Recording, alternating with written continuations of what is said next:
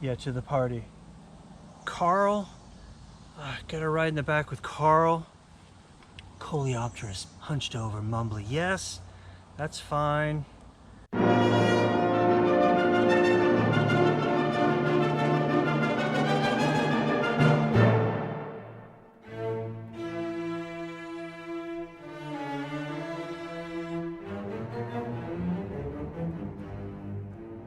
Wasps of the genus Euodynerus are found across the northern hemisphere and down into South America. There are about 109 species worldwide and about 30 in North America. Females differ in their nesting habits. Some nest in hollow twigs, while others dig their own burrows. All provision their nests with lepidopteran larvae. In this video, we will take a closer look at 4 species: the transcontinental Euodynerus annulatus, 2 eastern species, Euodynerus foraminatus and Euodynerus leucomelas, and the western Euodynerus auranus. As mentioned, females provision their nests with a variety of caterpillar prey, usually small hairless lepidopterans that are locally abundant. As many as 20 caterpillars are used to provide food for each developing wasp larvae. In 1824, the American naturalist Thomas Say described the first of these 4 species. After returning from an expedition to the headwaters of what is now the Mississippi River, Say described a wasp he named Euodynerus annulatus. Annulatus is a black wasp with a generous splash of orange and yellow markings. It is found across much of the United States and has splintered into 5 recognized subspecies. Females nest in soil, unlike many of their genus, and they are one of the few species that construct an entrance tube with the excavated soil. The males are similar in appearance, usually with less orange and more yellow, especially on their faces. Annulatus is on the large side for the genus. Females range from 12 to 14 millimeters and males about 10 to 12 millimeters.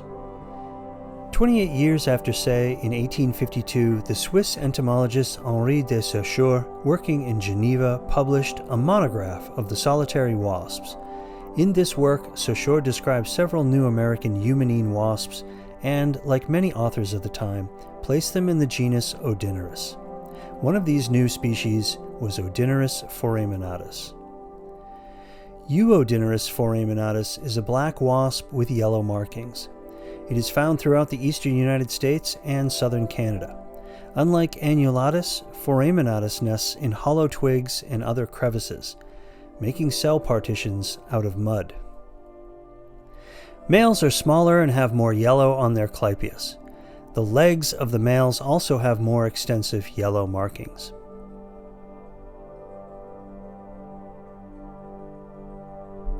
As for size, foraminatus is average for the genus. Females range from 9 to 11 millimeters and males about 7 to 9 millimeters. 3 years later, in 1855, Saussure published a supplement to his eumenine study, Studies on the Vespidae family.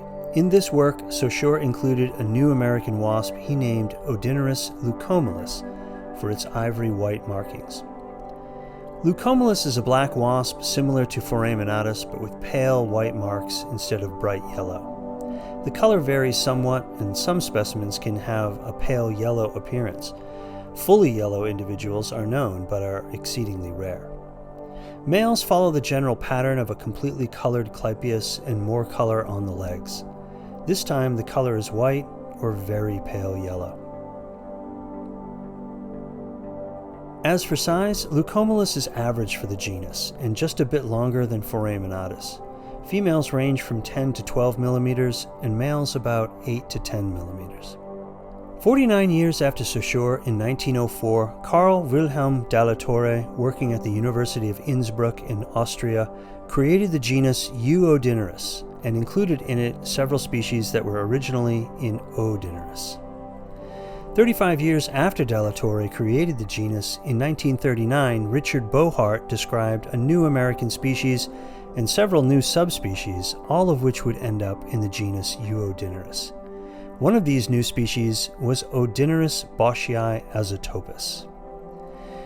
Euodynerus auranus azotopus is a bright yellow and orange wasp.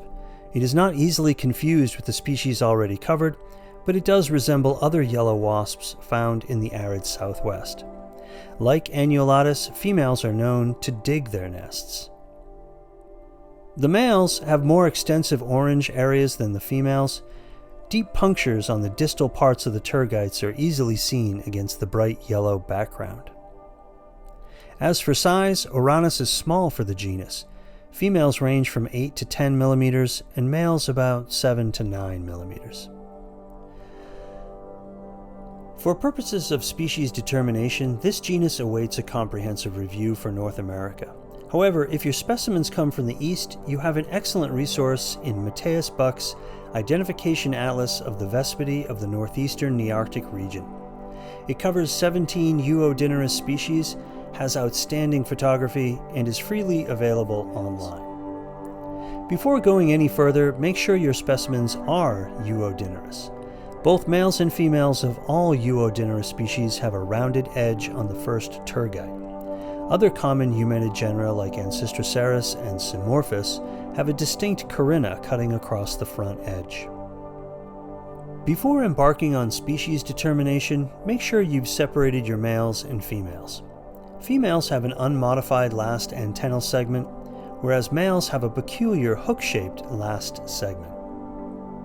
If this is not clear, the general pattern of the aculeates is followed here: 12 antennal segments on the female and 13 on the male. Be aware that many taxonomists report just the flagellar segments, ignoring the scape and pedicel. This changes the numbers to 10 for females and 11 for males. The ranges of these four species show considerable overlap, except for the limited range of Auranus azotopus, but azotopus is only one of four subspecies for Auranus. The other three are distributed across different parts of the western United States. Among these four species, annulatus is roughly the largest, but in general there will be extensive overlap in sizes. Measurement is also difficult, given the telescoping nature of the abdominal segments. Thus, many measurements for this group are reported as the distance from the front of the head to the distal end of the second tergite. Looking at their faces, we see noticeable coloration differences, but color is not reliable in and of itself. Notice males consistently have a completely bright clypeus, while the females, especially in the east, have a darker one. Foraminatus and leucomelas are very similar. The color of the cuticle in the groove on the inside margin of the eyes separates some taxa. Most eastern species have no color here, but many western species do. Since they occur together over a large area, distinguishing foraminatus from leucomelas will always be a challenge. Aside from the color difference, which can be hard to gauge, there is some difference in the shape of their second tergite. Foraminatus has a thickened, flaring apical margin compared to the one on leucomelas. And lastly, a peculiar character of Auranus is the thickened hairs on the basotarsus of the front legs of females. It forms a rake that presumably aids in digging. Nearly all other eumenine wasps have unremarkable hairs in this location. Well, that should get you started. Good luck.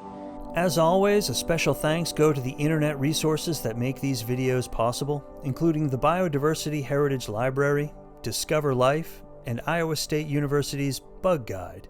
Look for them online.